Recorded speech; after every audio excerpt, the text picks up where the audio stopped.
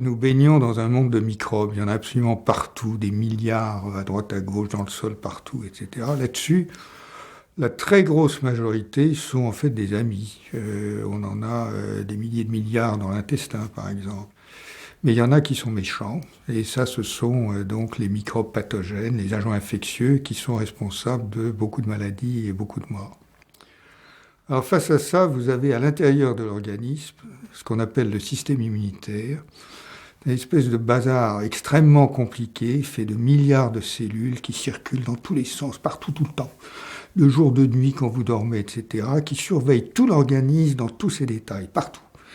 Et dès qu'un agent se pointe, il réagit, il y a toute une série de réactions qui se mettent en branle de façon à essayer de contrôler l'infection naissante.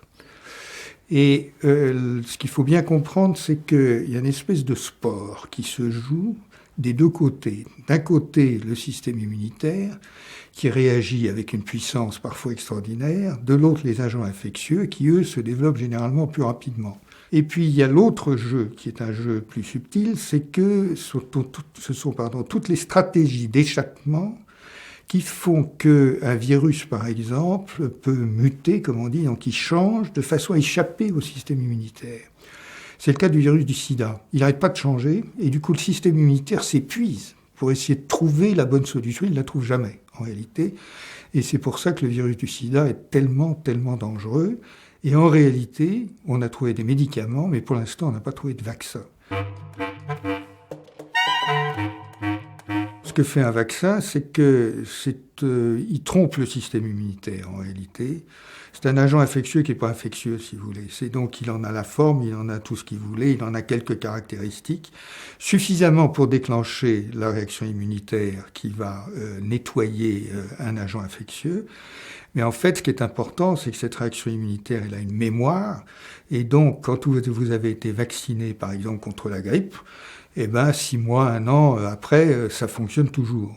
Voilà. Donc ça, c'est le principe de la vaccination. En réalité, il faut un vaccin dans chaque cas particulier parce qu'il faut comprendre ce que le virus ou l'agent infectieux a dans la tête, en quelque sorte, c'est-à-dire les stratégies qu'il a développées pour échapper au système immunitaire.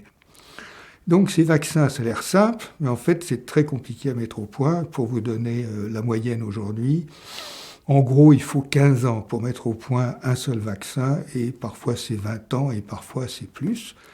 Mais une fois qu'on l'a, il faut se vacciner. Et ça, c'est un message que je voudrais vous passer, c'est très important. Il faut se vacciner pour 2 raisons. D'abord, il faut se protéger. C'est idiot de ne pas se protéger alors qu'il y a un truc qui vous protège. Bon. Mais il faut vous protéger pour une autre raison. Dans beaucoup de maladies, on peut être infecté, ne pas faire la maladie et être ce qu'on appelle un porteur sain.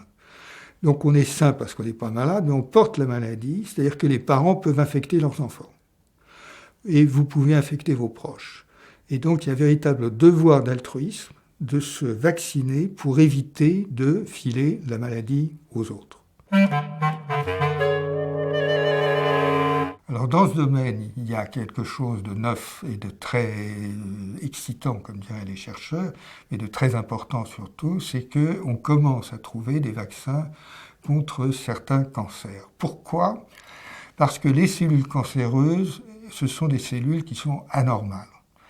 Elles sont anormales et donc, dans pas mal de cas, elles ont à leur surface des éléments de surface qui peuvent être reconnus de l'extérieur et qui sont reconnus comme anormaux. Et du coup, on se retrouve comme si la cellule en question était une sorte d'agent infectieux, dans ce sens qu'elle est vécue comme anormale, elle est perçue comme anormale dans l'organisme, et du coup, il y a une mobilisation du système immunitaire qui est possible. Alors, en fait, cette mobilisation est particulièrement utile dans le cas où le cancer a métastasé. Métastasé, ça veut dire que la tumeur primaire a envoyé des cellules tumorales un peu partout dans l'organisme, puis il commence à faire des petits.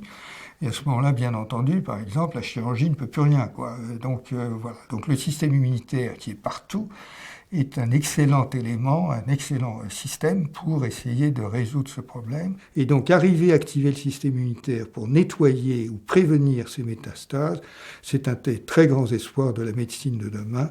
Et il y a maintenant des préparations de type vaccinal qui fonctionnent dans un certain nombre de cancers.